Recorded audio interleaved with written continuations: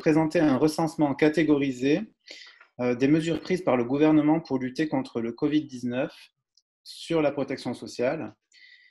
Il s'agit également d'évaluer leur impact financier sur les comptes de la protection sociale.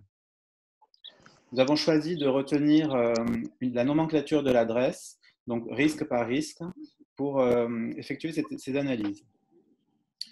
Comme Julien Damon le disait, il faut avoir quelques précautions sur la méthodologie.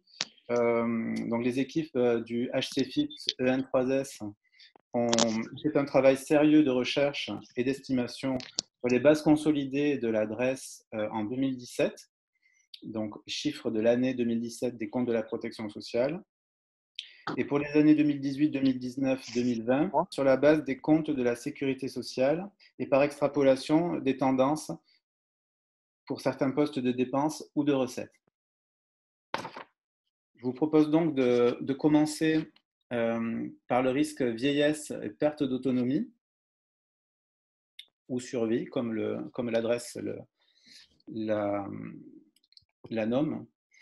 Donc, les principales mesures qui ont été prises sont pour le risque vieillesse, la retraite, le maintien des pensions de retraite, donc environ 11 milliards d'euros pour 14 millions d'assurés, et notamment pour les régimes complémentaires, le versement temporaire de retraite est calculé sur la base de montants provisoires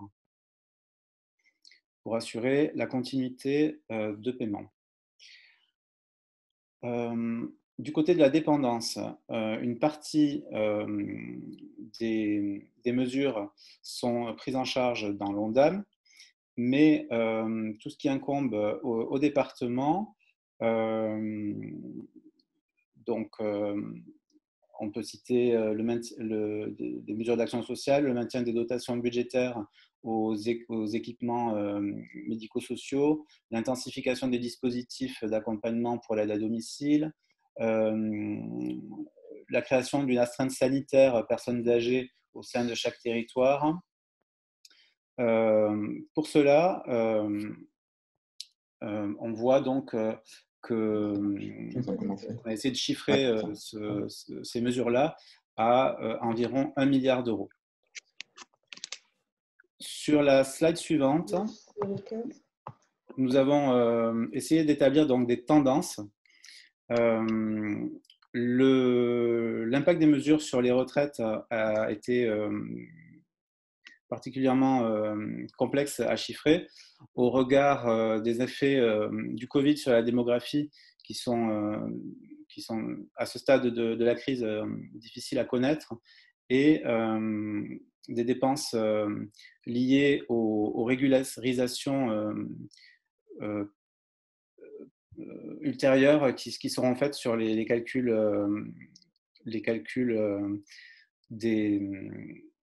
des retraites sur des montants provisoires.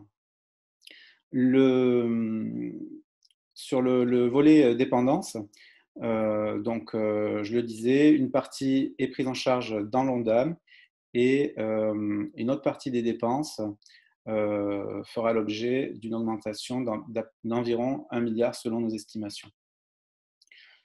Je passe la parole à Philippe pour le risque maladie, invalidité, accident du travail. Et j'active en même temps ma vidéo. Voilà, bonjour à tous au passage. Pour le risque maladie, invalidité, accident du travail, nous avons ici regroupé plusieurs typologies de l'adresse pour n'en faire qu'une seule à des fins de lisibilité. Par rapport à l'intervention de Madame Poineuf tout à l'heure, on retrouve ici finalement l'impact, du moins la vision financière de ces mesures. On l'a regroupé sous 3 enclos. Et le premier étant l'une des mesures phares, tout ce qui relève de l'assouplissement de l'indemnisation des arrêts de travail. Un assouplissement à la fois dans la prescription, puisqu'il suffit, on a gardé les motifs de garde d'enfants, c'est l'accès est facilité, tout en améliorant l'indemnisation à travers notamment la suppression de toute période de carence.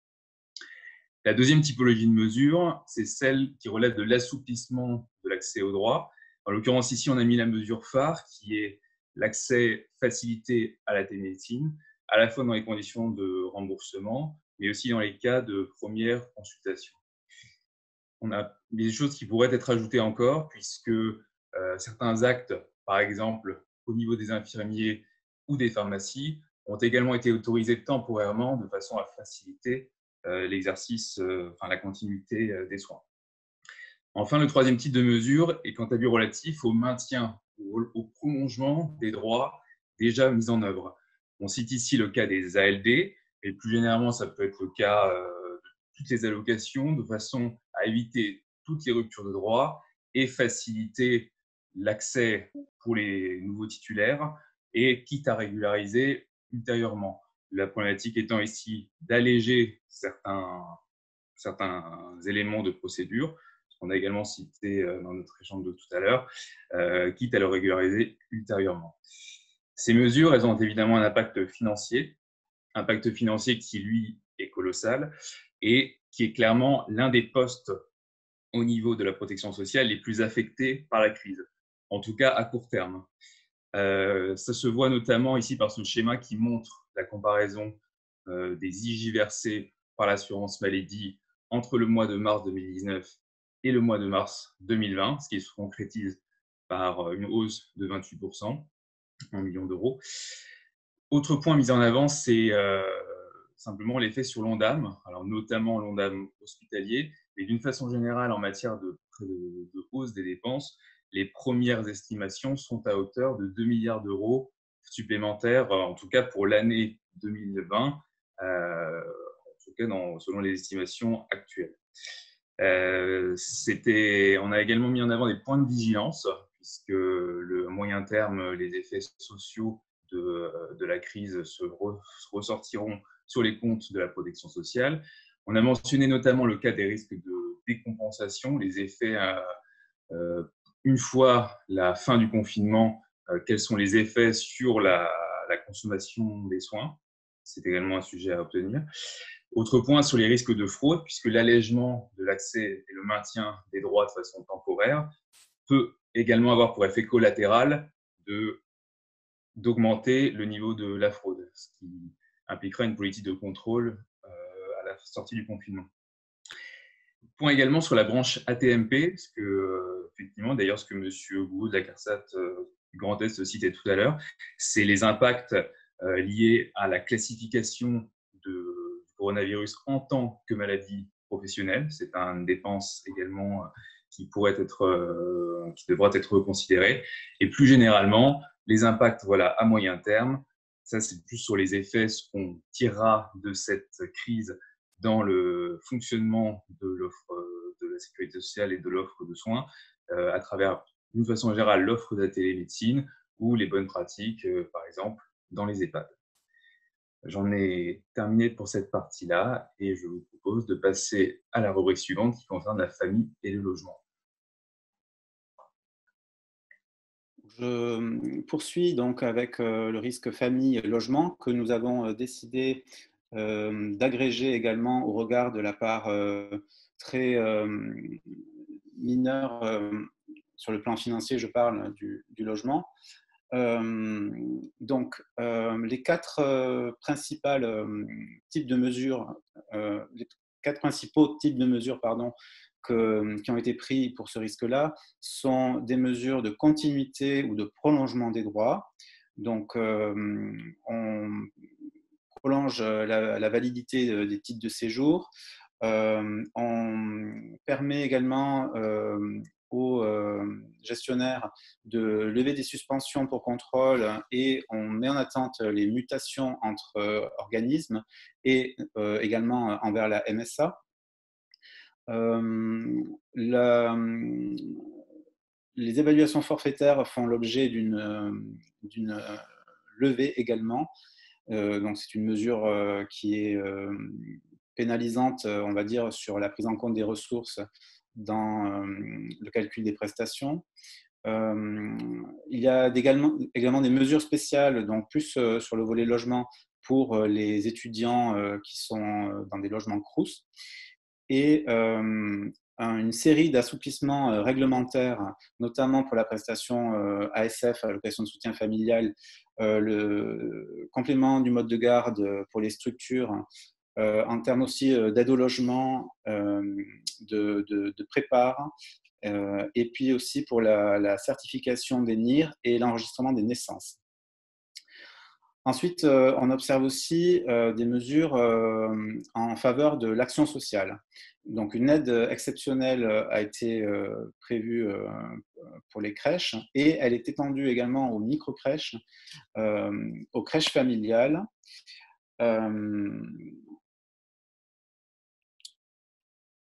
et aux crèches qui sont aussi gérées par d'autres associations. Une mesure également d'assouplissement des règles de recouvrement. Les indus qui ont été donc trop indus ou trop perçus qui ont été implantés sur le mois de mars vont faire l'objet d'un report d'exigibilité. Et également, il n'y aura pas de retenue faite sur les rappels de prestations qui peuvent être générés en cette période de crise, et le recouvrement forcé est à l'arrêt. Enfin, d'autres mesures sur le temps avec le report de la trêve hivernale, donc à la fin du mois de mai, et le maintien des services de protection maternelle et infantile et de l'aide sociale à l'enfance, et l'hébergement des sans-abri qui, selon le gouvernement, devrait coûter 50 millions d'euros.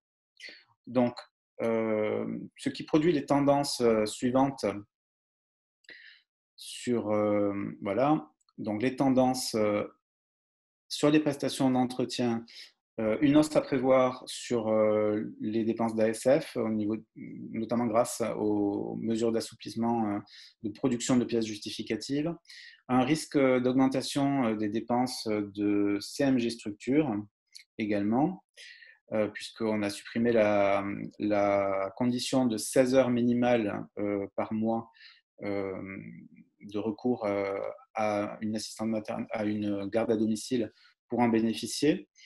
Et puis la hausse générale du nombre de bénéficiaires ou un changement de barème en faveur des bénéficiaires du fait de la prise en compte des ressources qui évoluent avec la suppression des évaluations forfaitaires et l'impact des personnes qui risquent d'être au chômage et donc de bénéficier d'un abattement sur leurs revenus. En deuxième lieu, donc, l'augmentation des prestations extralégales. L'ensemble, je vous prie de m'excuser, l'ensemble voilà, donc la gratuité pour les personnels soignants, notamment des crèches, et l'extension des primes à l'ensemble des dispositifs d'accueil du jeune enfant risque de produire cet effet-là. Et enfin, un risque également, souvent souligné par la Cour des comptes dans ses rapports annuels, d'aggravation du non-recouvrement des trop-perçus. En chiffre, la Cour des comptes évalue ça à 1,7 milliard par an. Le nombre de calculs de droits faits sur des bases qui ne seront pas forcément les bonnes risque de donner lieu à des régularisations qui produiront sûrement des demandes de remise de dette et donc un risque de ce côté-là.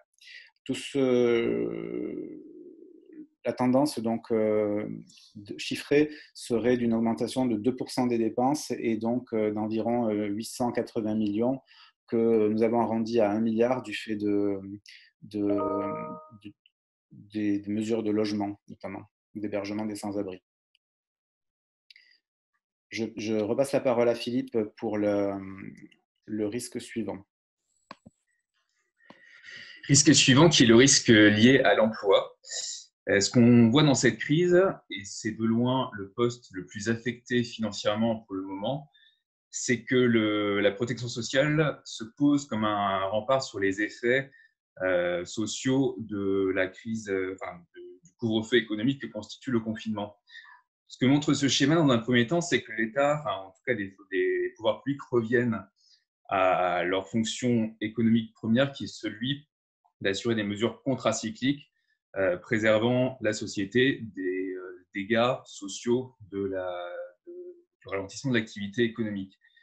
Concrètement, cela se matérialise par l'élargissement, ou en tout cas le déploiement à très grand niveau du chômage partiel. On a vu le chiffre d'un maintien de 84% du salaire qui va jusqu'à 100% pour les personnes proches du SMIC.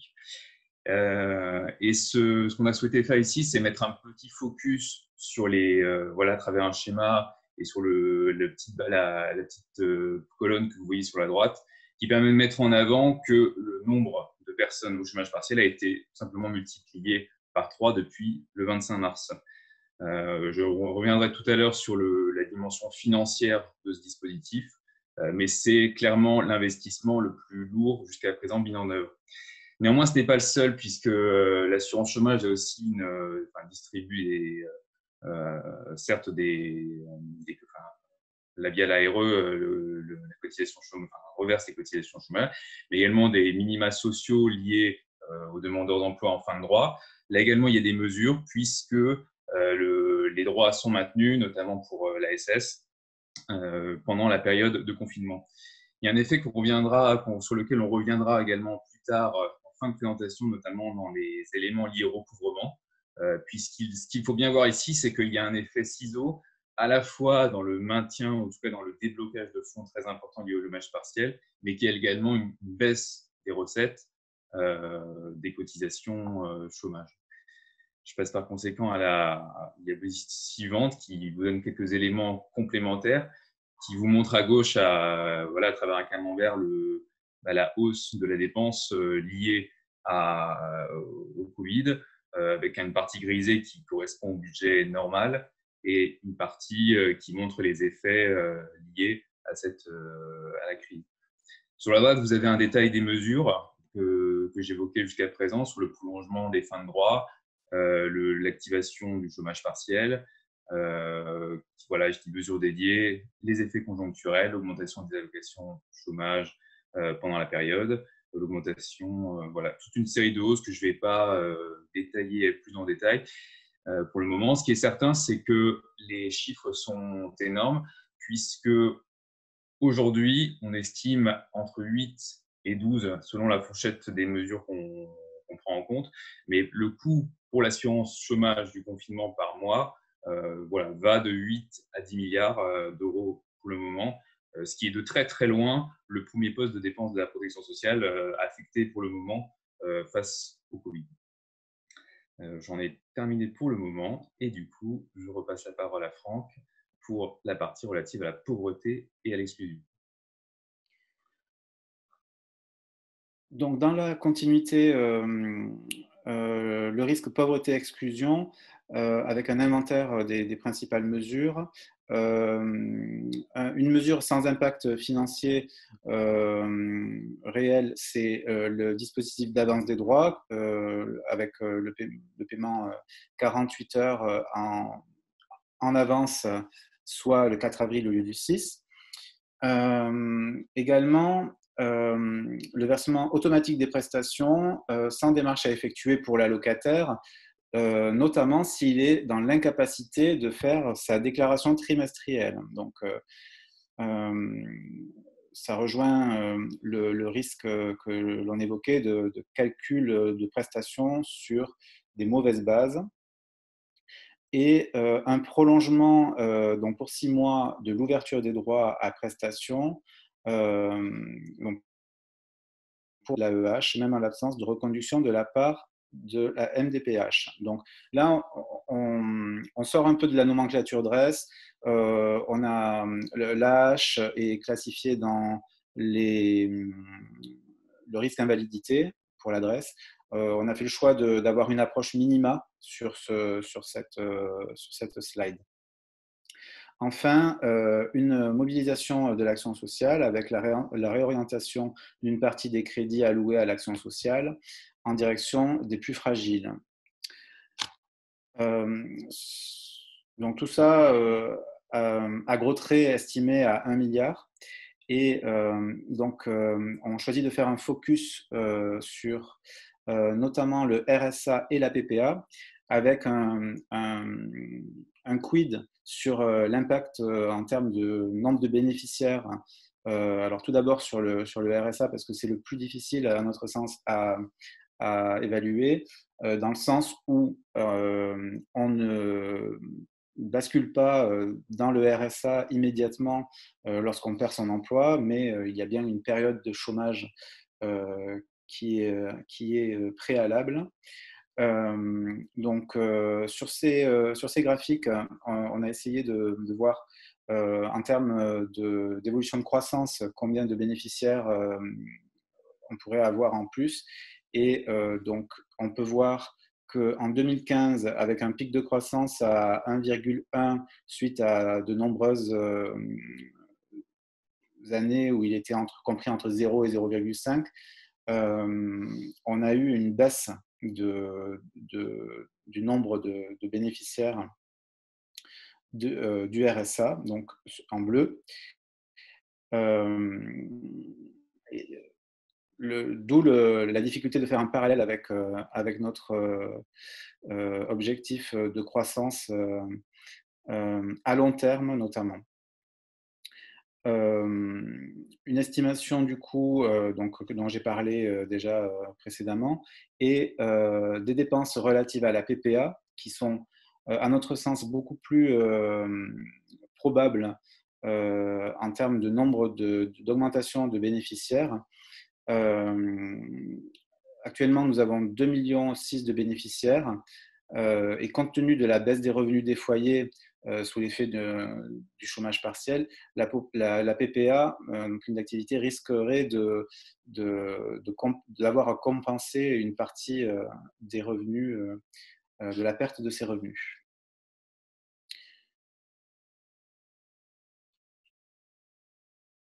Je donne la parole à Philippe pour la partie recouvrement. La partie recouvrement qui sera notre avant-dernière partie avant de conclure avec nos projections financières plus générales. On a souhaité tout d'abord recontextualiser un petit peu quelles étaient les trajectoires de recettes de la protection sociale. Donc voilà, comme sécurité sociale, collectivité territoriale, protection, mais également Pôle emploi, mais en comptant également l'assurance maladie complémentaire, tout comme les retraites complémentaires notamment. Je vous laisse regarder rapidement ces chiffres que pour beaucoup vous connaissez tous par cœur depuis au moins depuis le concours et puis on suit tous avec beaucoup d'attention. Et je vais maintenant passer aux mesures qui ont été déployées à l'occasion de la crise. Alors, sa présentation se fait selon des frises chronologiques. Ce qu'on voulait mettre en avant ici, c'est surtout la réactivité de la sécurité sociale à la crise. On a plusieurs types de mesures. La première, ou du moins la plus emblématique, c'est celle du report des prélèvements. En tout cas, pour le mois de mars et le mois d'avril, et peut-être plus pour le moment. On voit sur le graphique, ou en tout cas sur l'infographie en gras, le 17 mars, le début du confinement. Et on voit que très rapidement, les mesures se déroulent dans les tout prochains jours. À noter tout de même que ces reports ne sont pas des cadeaux non plus. C'est pour le moment simplement un décalage. On peut le voir selon une vision de la trésorerie. C'est censé être récupéré à terme. Néanmoins, on se doute bien que l'évolution économique rendra difficile le recouvrement de certaines cotisations dues. On a également d'autres dispositifs plus spécifiques. Alors cette fois-ci, par exemple, pour les particuliers employeurs, puisque eux-mêmes sont incités à maintenir les salaires des personnes qu'ils emploient et par conséquent, ils disposent d'une aide à cette fin. Par ailleurs, vous avez sur la droite de l'infographie la mise en place d'un fonds de solidarité.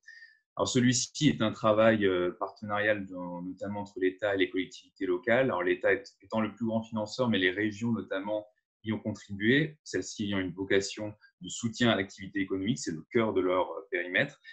Et ce fonds qui était…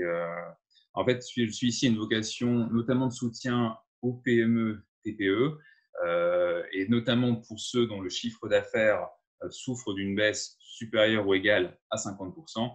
Il y a des aides qui peuvent être débloquées à cette fin. Et il me semble que le ministre de l'Action et des Comptes publics en parlait tout à l'heure. Néanmoins, ce n'est pas tout, puisque le schéma suivant vous montre la suite. Ce qu'il faut retenir là, c'est plutôt la dimension peut-être d'action sociale. Le terme n'est pas forcément le mieux choisi, mais qu'il peut être aussi une politique que de choisir dès maintenant de ne pas recouvrer certaines prestations. Ce n'est pas encore la majorité, mais ça pourra se développer. Mais la vocation étant d'améliorer la confiance, en tout cas des entrepreneurs, par rapport à la suite de leur activité. On a conclu cette partie sur le recouvrement par des projections financières pour expliquer un petit peu le manque à gagner de la protection sociale par rapport aux effets de la crise.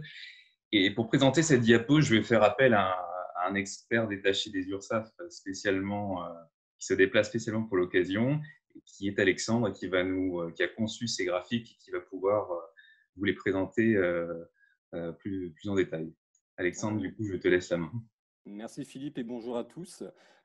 Mesdames et messieurs, comme vous pourrez le constater en haut à gauche de votre écran, vous trouverez un graphique visant à estimer le coût du dispositif des allocations de chômage partielles versées par l'État en lien avec les pertes estimées en termes de cotisation sociale selon le taux de recours des entreprises à ce dispositif. Rappelons que ce lien entre allocation de chômage partiel et perte de cotisation sociale s'explique par le fait que ces allocations ne sont pas soumises à cotisation et contributions sociales, mais uniquement à CSG, CRDS sur les revenus de remplacement. En cela, et d'après les estimations de l'OFCE, les pertes en termes de cotisation sociale s'élèveraient entre 4 et 8,7 milliards d'euros par mois selon le taux de recours des entreprises à ce dispositif. À partir de ces éléments, des projections ont pu être réalisées afin d'estimer les pertes selon les dates potentielles de fin de confinement. Pour illustration, si le confinement devait se terminer fin mai, nous estimons que les pertes de cotisation devraient s'élever entre 10,13 et 22,04 milliards d'euros, toujours selon le taux de recours des entreprises au chômage partiel. D'où, évidemment, les récentes annonces des services publics visant à renforcer les dispositifs de contrôle au regard naturellement des sommes engagées afin d'éviter la fraude, mais également tout effet d'aubaine qui serait lié à ces financements. Enfin, je rends la parole à Franck pour la conclusion. Merci Alexandre. Donc je propose de passer sur les perspectives globales pour 2020 et puis à court et moyen terme. Donc nous avions plusieurs possibilités pour chiffrer ces perspectives-là. Donc il y avait la possibilité de faire une analogie avec les différentes crises que l'on a pu connaître, comme la crise de 2008, ou voir la grande récession de 1929, comme Bruno Le Maire y a fait allusion. Mais cela nous semblait différent. Enfin, la situation nous semblait différente car la crise que nous traversons est une crise qui a pour départ un élément sanitaire et donc qui est assez singulière. Nous avons donc fait le choix de corréler nos projections sur des estimations de taux de croissance sur la base d'une note de la Commission de finances du Sénat qui date du 27 mars 2020.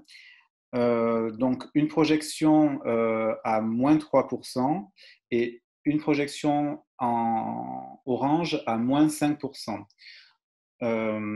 Donc, une petite précision sur la méthodologie. Nous avons basé nos calculs sur les prestations uniquement. Les coûts de gestion ne sont pas intégrés à ce calcul.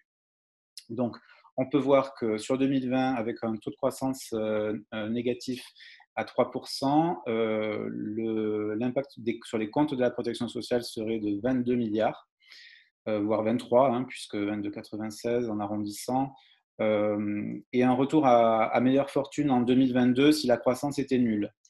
Je précise que les estimations de croissance ont été faites par nos soins avec une approche très prudentielle pour estimer l'embellie possible. On voit donc qu'en 2020, avec un taux de croissance négatif à moins 5%, le solde des comptes de la protection sociale serait de 40 milliards. Dans la nuit, les équipes du HCFIPS E13S ont pris en compte les nouvelles projections du ministère, du Premier ministre, sur 6% en référence aux annonces d'hier de croissance, et on serait à 47 milliards de déficit, avec un retour sensiblement semblable au schéma, au graphique qui expose la situation à moins 5%. Voilà, donc le coût total des mesures, selon le HCFIPS E13S, serait de 28 milliards d'euros. J'ai terminé pour la présentation. J'attends donc vos remarques et questions éventuelles.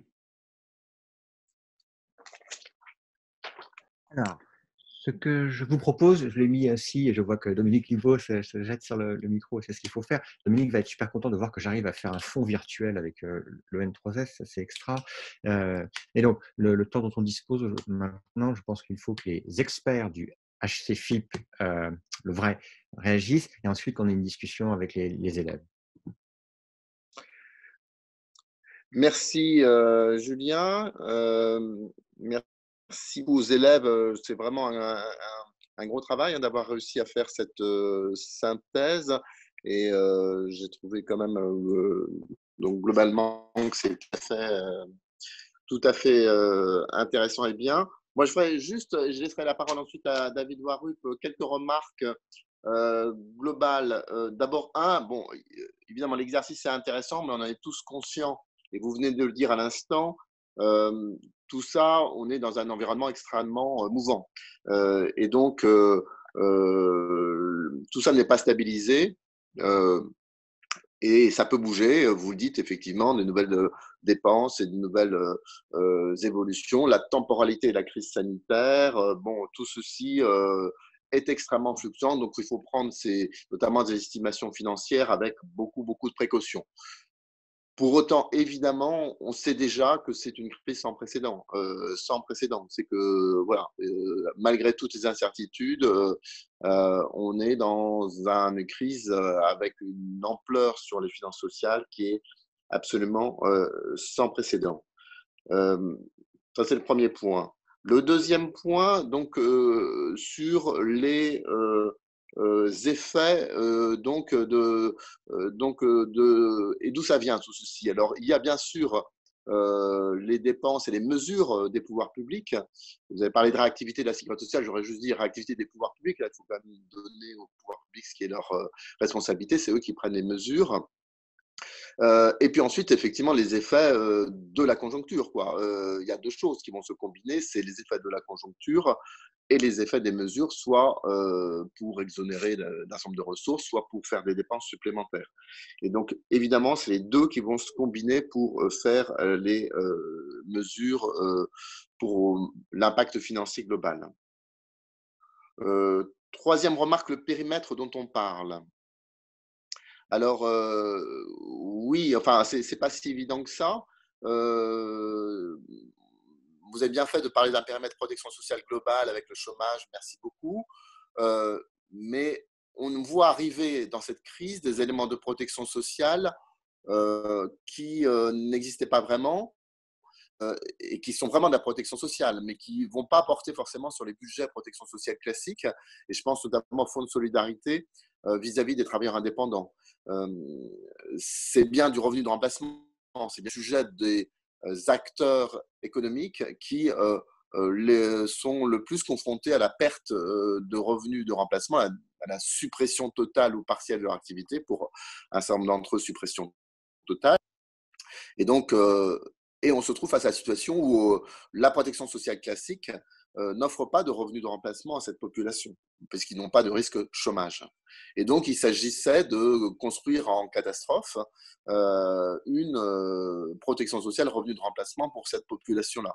Et donc, ça se fait à travers le Fonds de solidarité, à travers une gestion du reste qui n'a pas été confiée aux organismes de sécurité sociale, mais à la DGFiP, ce qui peut interroger un peu, en tout cas moi qui ne me semble pas totalement aller de soi.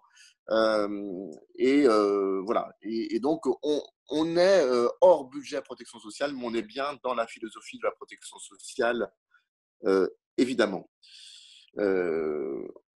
Enfin, les effets, il y a les effets immédiats et vous avez commencé à identifier des effets qui vont au fil du temps prendre leur place, et notamment les effets, par exemple, tirés de la perte de revenus, la démission de revenus d'une partie de la population qui va effectivement se traduire par des protections sociales, par un tirage accru sur des systèmes de protection sociale. Et vous avez parlé, par exemple, du RSA et tout ça, tout à fait à juste titre. On en reviendra sans doute cet après-midi dans la troisième phase, mais il faut bien voir aussi, on est obligé dans ces effets aussi sur les dépenses de protection sociale, de dire qu'évidemment, ce n'est déjà pas sans conséquence sur les dépenses vis-à-vis du système de santé et demain sur ce relation entre la protection sociale et le système de santé.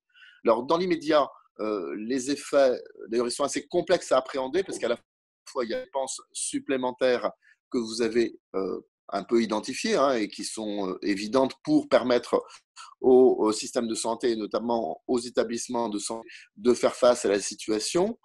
Il y a des effets. Il y a aussi, là encore, sur le système de santé, d'autres dépenses qui ne pèsent pas forcément sur la sécurité sociale, des dépenses de prévention, avec notamment l'achat de masques et tout ça.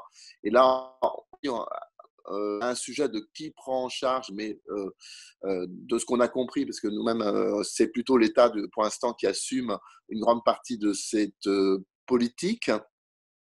Mais des effets immédiats, mais ensuite, à terme, comment cela remet en cause, encore une fois, la relation entre le système de santé, son financement et la protection sociale. Bon, on y reviendra cet après-midi, mais on voit bien qu'il y a des tas d'articles pour évoquer que l'hôpital, il va falloir évidemment, on ne pourra pas revenir tout à fait comme à la situation antérieure. Et du reste, il y a eu, comme vous le savez, un gros incident avec une déclaration d'un directeur d'ARS qui, pour cette raison, du reste, a perdu ses fonctions, sur cette question, qu'est-ce qui demeure dans les stratégies antérieures, qu'est-ce qui va bouger. Et bien sûr, ça peut impacter beaucoup les dépenses de l'assurance maladie et de même le sujet prévention. On voit bien que demain, il va falloir davantage anticiper, faire de la prévention. Ça peut aussi évidemment impacter. Voilà, donc de toute évidence, des impacts qui concernent toutes les branches, et c'était le mérite de votre présentation de bien le montrer. Il n'y a quasiment aucune branche qui soit épargnée, du côté recettes, du côté dépenses, et beaucoup d'incertitudes encore. Vous avez parlé à juste titre des reports de cotisation, qui pourraient se traduire pour une partie par des exonérations. Donc évidemment, ça aura évidemment des incidences fondamentales sur les évolutions financières globales. Voilà tout ce que je voulais dire, simplement les premières réactions à cette présentation, mais encore une fois très intéressante et nécessaire tellement il y a de l'évolution permanente sur ces mesures et ça permet de faire un tableau qui, je crois, était tout à fait, enfin, certainement pas complet parce que bien sûr, elle ne peut pas être complète. Notamment, je ne suis pas sûr que vous ayez cité par exemple l'exonération du jour de carence sur l'assurance maladie pour le secteur public, mais ça ne peut pas être complet, mais ça donne bien la plus grande partie. Voilà. Je laisse la parole à David Warup maintenant. On entend, voilà, merci beaucoup de me passer la parole. Donc, merci pour cette présentation effectivement très riche et très intéressante qui va probablement nous permettre aussi de gagner du temps au sein du HCFIP puisque ça recense beaucoup de choses et j'ai trouvé la présentation très complète. Comme le disait Dominique, c'est certainement difficile d'être totalement exhaustif, notamment parce que ça bouge très fréquemment, un peu au jour le jour. Juste quelques remarques sur la présentation qui a été faite, remarques variées, quelques mesures peut-être qui mériteraient d'être mentionnées, et puis ensuite quelques questions que ça pourrait soulever pour nos sujets de futurs hein, de financement de la protection sociale.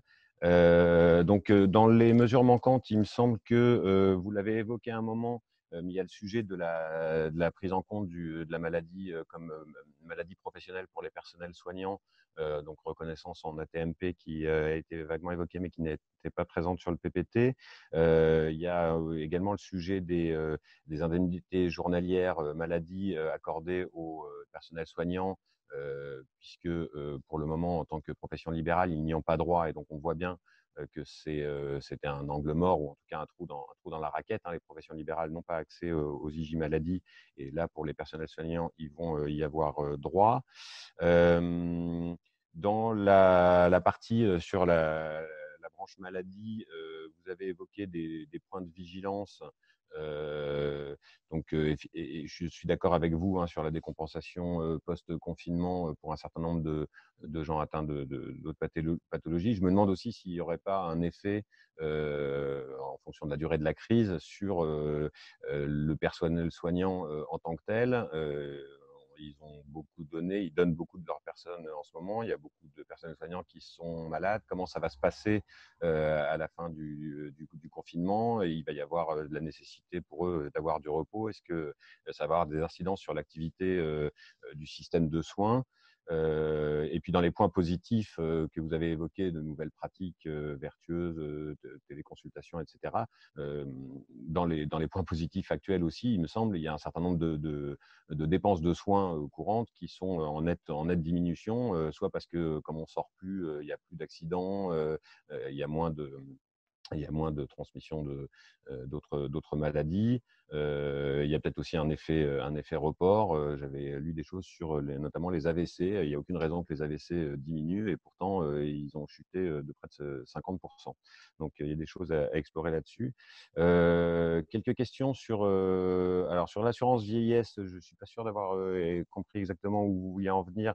Il y aura un sujet qui est pas très simple à aborder, mais il y aura un sujet sur les droits d'assurance vieillesse qui seront versés par la branche.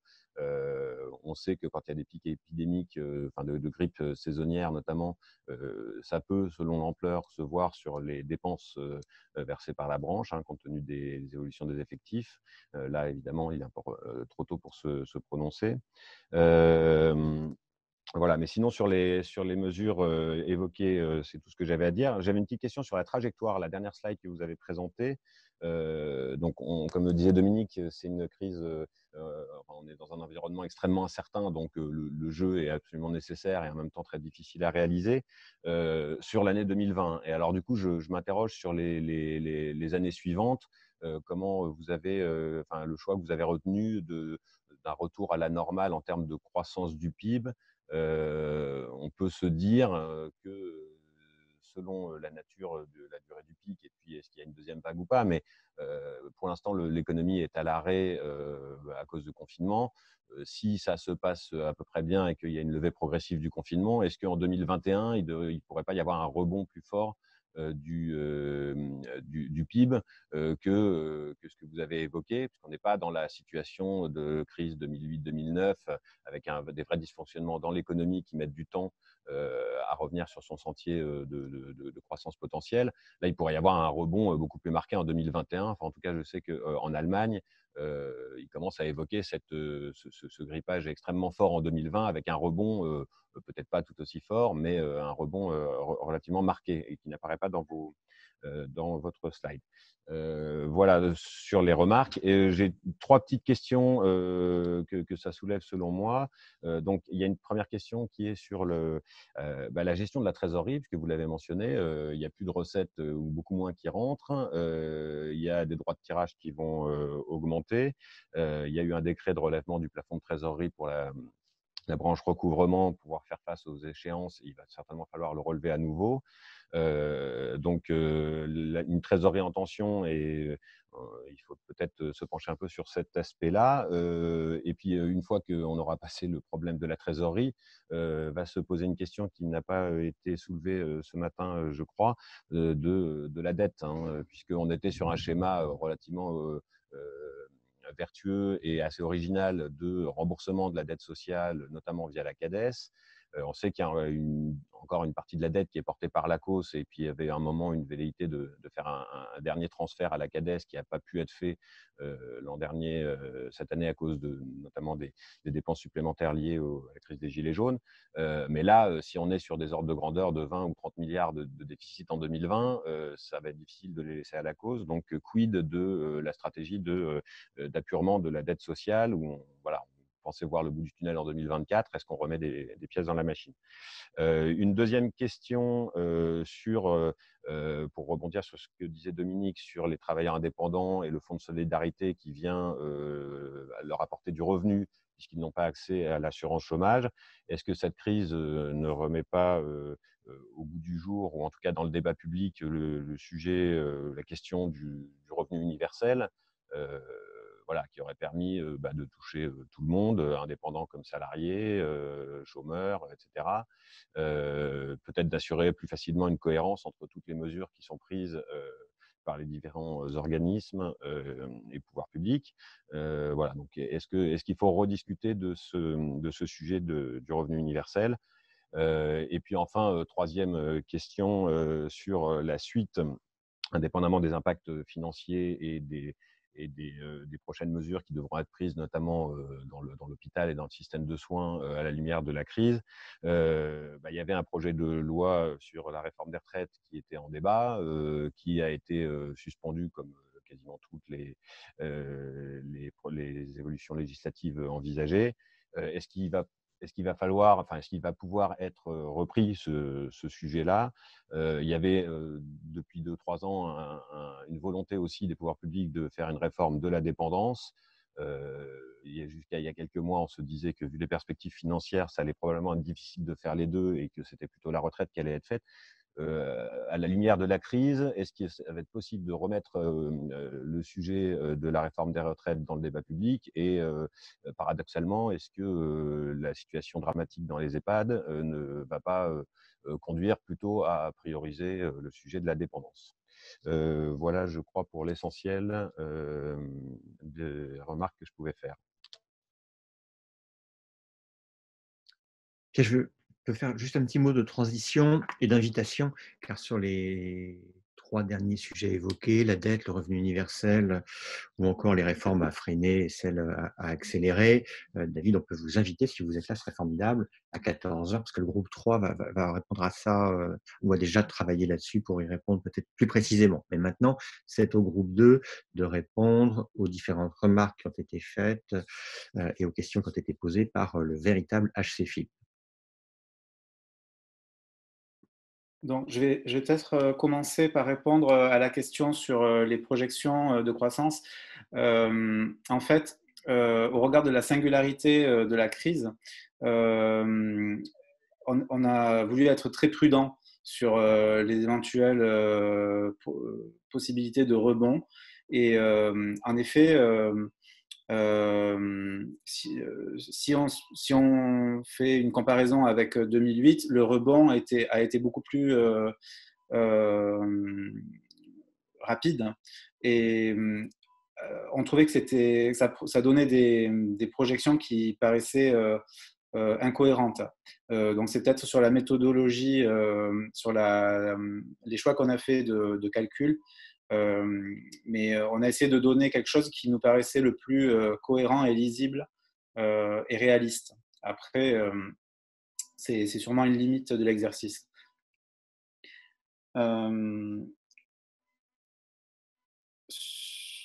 Il y avait aussi la question de la dette.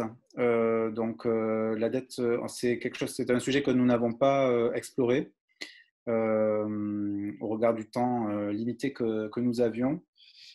Peut-être sur les questions de trésorerie, le groupe qui a travaillé sur le recouvrement veut peut-être dire un mot, la question de tension dans la trésorerie.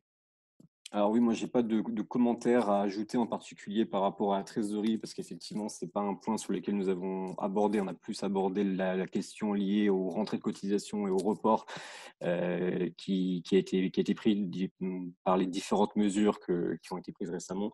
La question de la trésorerie, en soi, n'a pas été abordée en réalité. D'accord. Donc, ce que je propose, c'est que d'ici la fin de la journée, nous fassions une projection avec des estimations de croissance plus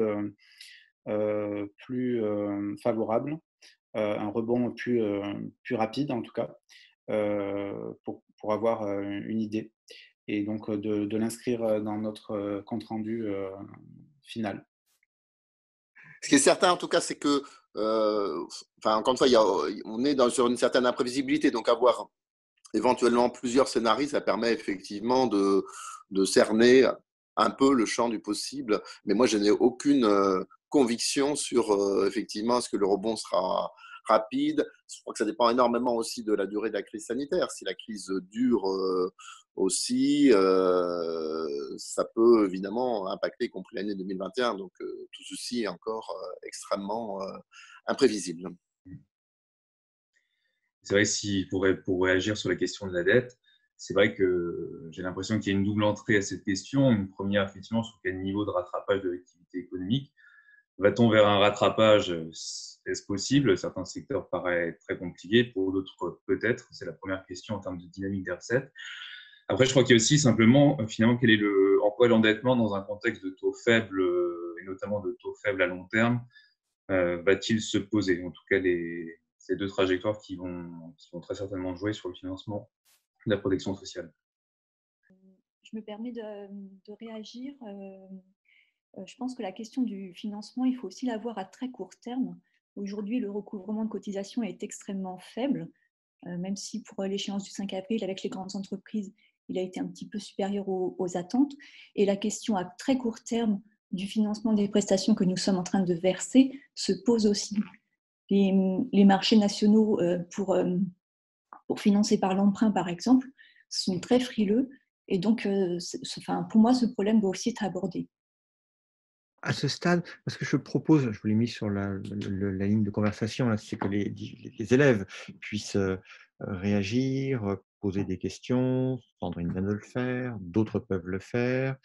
Bien sûr, il y a des thèmes qui sont aussi traités par le groupe 3, on y reviendra. Des réactions, des questions par rapport aux propos du HCFIP virtuel, comme par rapport aux remarques et questions du HCFIP réel.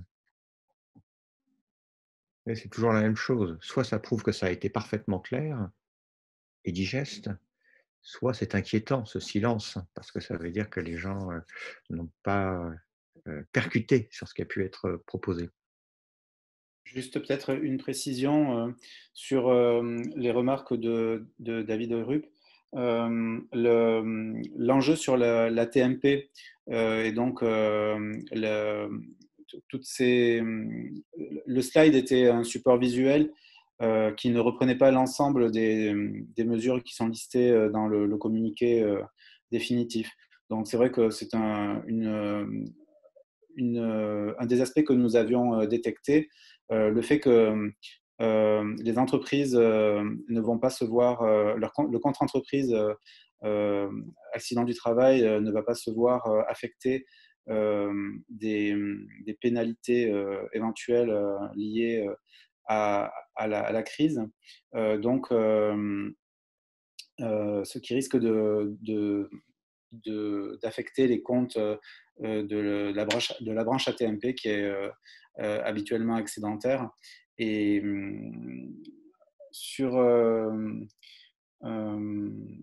nous avons noté également la remarque sur les différentes pathologies et l'évolution, notamment sur les AVC.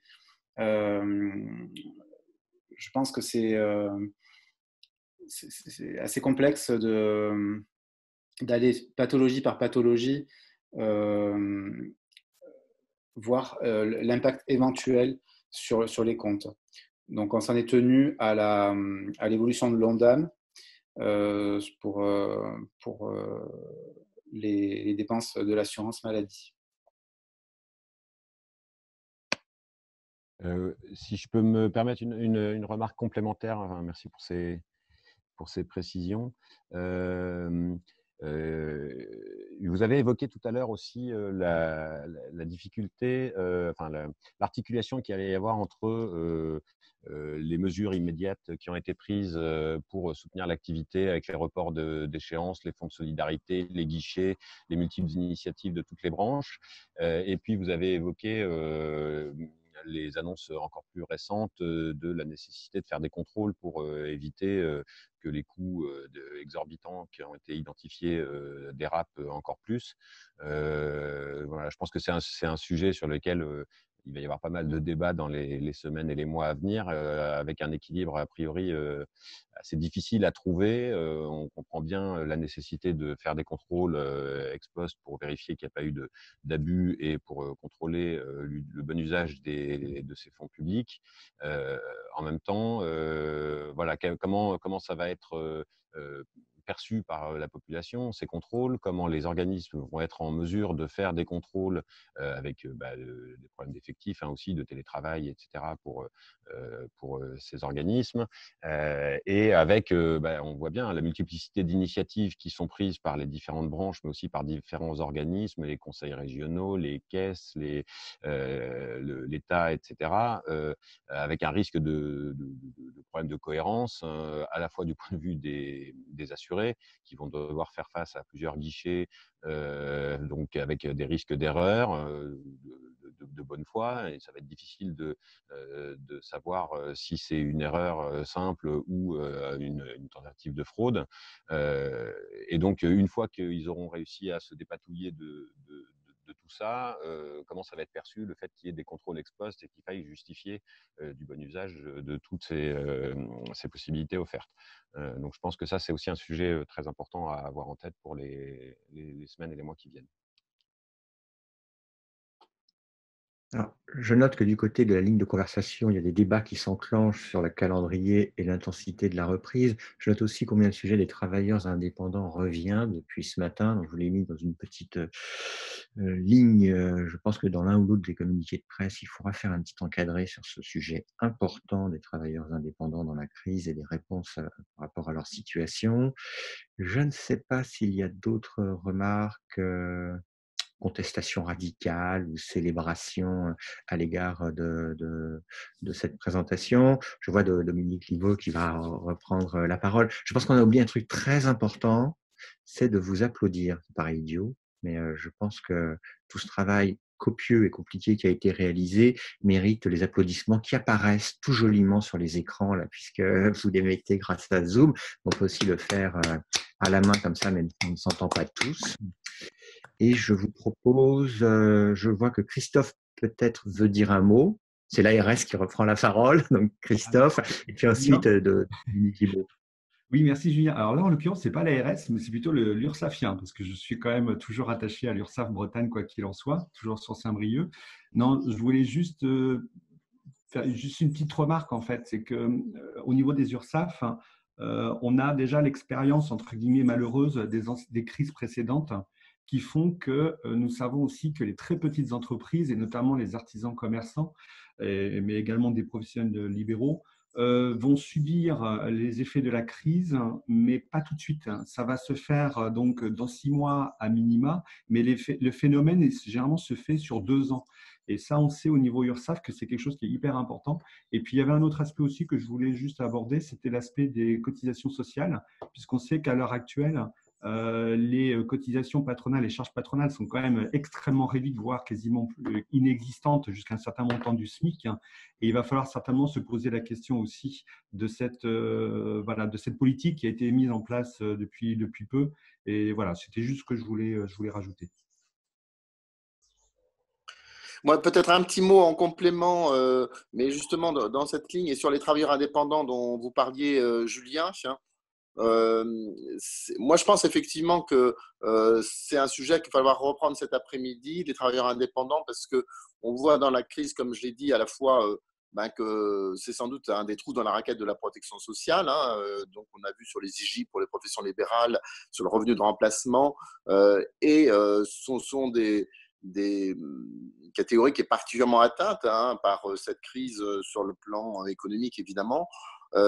Et alors, il y a des réponses, mais dont on peut interroger la cohérence, parce qu'effectivement, elles vont passer par de multiples canaux, guichets. Enfin, quand on fait l'ensemble des guichets sur les travailleurs indépendants, entre le Fonds de solidarité géré par la DGFiP, les IJ gérés par la CNAM, les sujets RSA, prime d'activité par la CNAF, les sujets action sociale du CPSTI, donc géré plutôt par les URSSAF, et et on sait que sur les auto-entrepreneurs, un certain nombre d'entre eux sont aussi salariés par ailleurs, ils cumulent, ils sont aussi chômage partiel éventuellement, chômage en tout cas du côté UNEDIC. Donc ça fait quand même beaucoup de guichets pour une population qui, pour une partie, est comme fragile, n'est pas très à l'aise toujours avec les formalités administratives. Donc, je trouve que ça peut être une question aussi pour la suite à interroger, effectivement, qu'est-ce que la crise nous dit de la protection sociale des travailleurs indépendants. Voilà, s'il n'y a pas d'autres questions et remarques, et avant un dernier petit mot de conclusion pour ce groupe de travail, cette matinée de Dominique Libaud, je vous propose de vous libérer rapidement et de faire la transition avec l'après-midi qui va débuter à 14h sur Zoom. Nous serons libérés à 15h30 pour le goûter et nous aurons une présentation d'un organisme original, vous verrez tout ça, qui n'est pas exactement France Stratégie, mais EN3S Stratégie. Nous vous présenterons ça, la forme compte dans tout ce type d'intervention, avec un gros sujet qui est celui plus prospectif, plus moyen terme, appuyé sur ce qui se passe aujourd'hui avec des scénarios sur les évolutions pour la protection sociale post-crise Covid-19. Donc ça, c'était le mot de transition pour que l'on se retrouve à 14h. Mais j'ai proposé quand même à Dominique Libaud de nous dire peut-être un petit mot sur ses réactions par rapport à tout ce que l'on s'est dit, peut-être dans ce groupe de travail-là ou plus largement depuis ce matin. Et on se retrouve à 14h sur Zoom. Non, mais enfin, moi je vais être très rapide. On voit tous quand même l'ampleur du choc, des évolutions, une protection sociale à la fois hyper sollicitée dans tous ses aspects et qui remet en évidence la notion de protection sociale, justement, d'ailleurs, comme l'a dit le président de la République lui-même. C'est-à-dire qu'on voit bien que les différentes branches, elles concourent bien au même objectif, à travers des spécificités, mais c'est bien la notion de protection sociale qui apparaît et qui est fédératrice. Donc ça, on va le revoir pour l'avenir, mais donc voilà. Et qu'est-ce que ça nous dit de la protection sociale elle-même? Bien sûr, protection sociale de crise, mais des éléments aussi pour l'avenir, à la fois sur le service public et sur les éléments de protection sociale. Et puis, évidemment, cette paradoxe, évidemment, un besoin de protection sociale très fort et une fragilisation des équilibres financiers de la protection sociale, évidemment, très, très fort aussi. Donc, comment on va faire? Comment on peut faire face à cet effet ciseau absolument massif et, comme je disais, sans précédent, avec aussi cet élément à prendre en considération, c'est que ce choc, évidemment, il n'est pas propre à la France, il est dans tous les autres pays, ce qui complique les choses sur le plan économique, vraisemblablement, avec le fait que eh ben, il peut y avoir une crise économique généralisée, et donc ça peut évidemment impacter très fortement les capacités de reprise si nous avons des éléments de récession au niveau mondial, mais aussi le fait que sur les éléments financiers, sans doute, ça a commencé au niveau européen, eh bien, ça change complètement les repères, hein, sur les objectifs des finances publiques, et donc il y a à reconstruire aussi ce qu'on attend des objectifs des finances publiques et notamment des finances sociales pour l'avenir. Voilà, donc on se retrouve tous à 14h pour en reparler.